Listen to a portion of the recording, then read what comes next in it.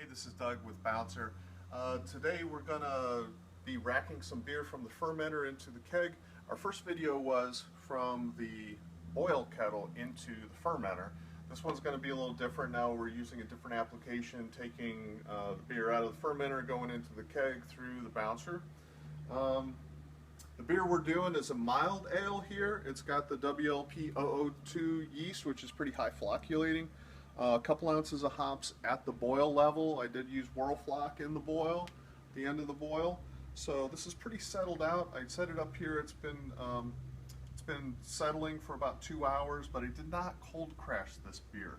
So hopefully what you'll see today is that even though I've done some of, it's a high flocculating beer, I used Whirlfloc, I've got it settled out for a little bit. I'm always surprised, even on a pretty clean beer, that we're still getting stuff out with these, with the bouncer filters. Now, the other thing that we're going to do a little different, just to experiment, is we're going to use 2 different size filters in series. So this filter is the 20 gauge that comes with the standard bouncer filter, and then I have a smaller gauge filter. This is a 50 gauge filter. My experience with this in the past has been that it agitates the wort or the beer, and we'll get some CO2 come out of solution and kind of foam. It'll look like there's some aeration going on, but just realize that that aeration is all CO2.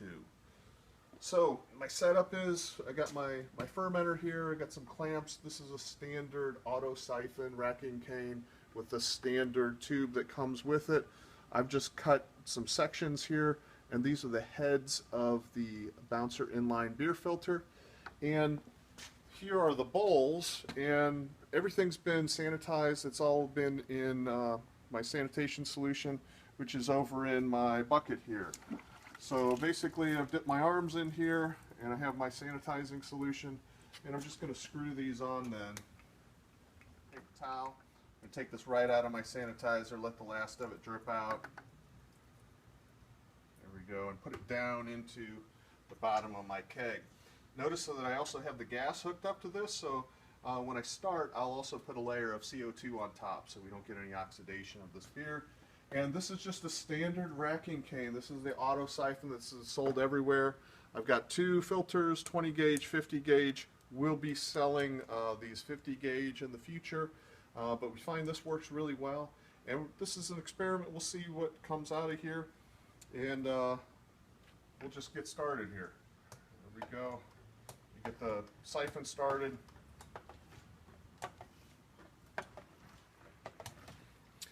Now, I've had this before, so I'm starting to see, as you can see, there's bubbles coming out of this.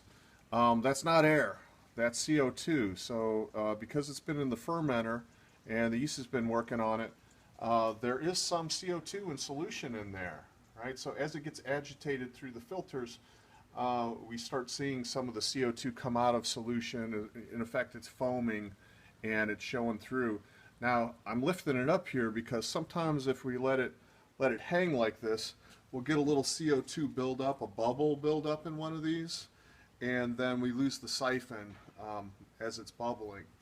So this is looking super clear all the way through. It's super clear coming out at this stage, and at this stage we're just seeing more bubbles come through here.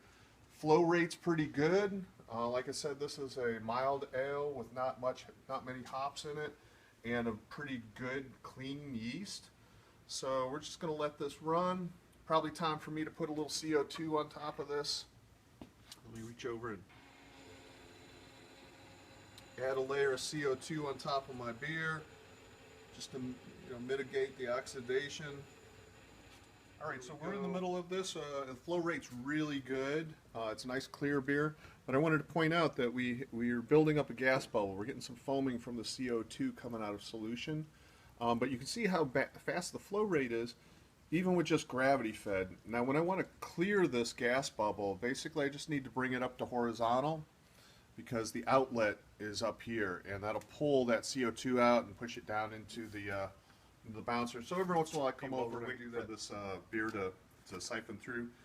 We're pretty close there. But just wanted to point out, we got the Mac Daddy model, which has 1/2 inch national pipe thread, It'll come with inserts for a 1/2 inch barb or 3/8 inch barb. So a 1/2 inch barb will fit a big auto siphon.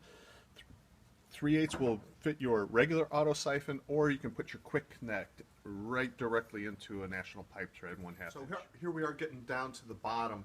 Notice I've been staying away from the trub, but I'm going to be pretty aggressive and stick that racking cane down into the trub because I want a high yield out of my beer. So if I can get more beer out of each batch using the filter, then I can pay for the bouncer in a few batches, and I'm getting more yield out of every batch. So there we go, and I don't have to be as careful about staying away from the trub. All right, so we're way down at the end. I got maybe a couple of quarts left in here, and notice I'm being pretty aggressive. I'm sticking the end of that racking cane in there, and if you look up at the filter, what we got is I'm starting to see some of that trub come through. And like I said, I'm being pretty aggressive, but I'm hoping that the bouncer is going to get some of this for me. And what I see coming through is I'm seeing some gas, but I'm not seeing those chunks of spent yeast and hops and stuff like that. All right, so we're done. Notice what we got here in the bottom. We pulled almost every bit of the beer out of this. Very little left. Really, we just got the trub left. And I'm going to pull out the regular filter first, and we'll dump this out. Oh, there we go. Pull the filter out, and so that's in the 20 gauge. That's what comes standard with the filters, with the regular bouncers. And so this is the 50 gauge filter. We'll see what we got in there. Just dumping them out here. So you see much more fine sediment in there, and you can see that you know, some of that is proteins that is just sticking to the stainless steel mesh. It's not physically being, you know, pulled out.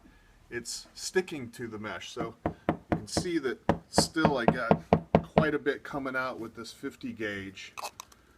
All right, so I'm pouring some of this red mild. It's uncarbonated. I just racked it in there. I was going for a red color. Pretty happy with that. Nice and clear. It has not been cold crashed yet. But that's right out of the fermenter, basically.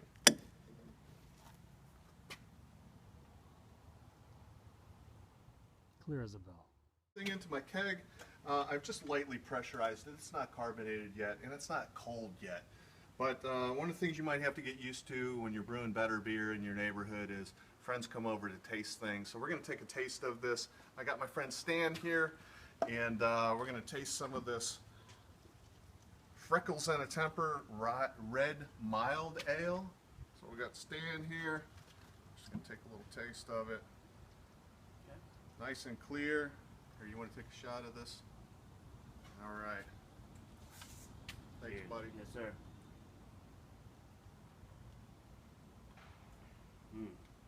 Nice.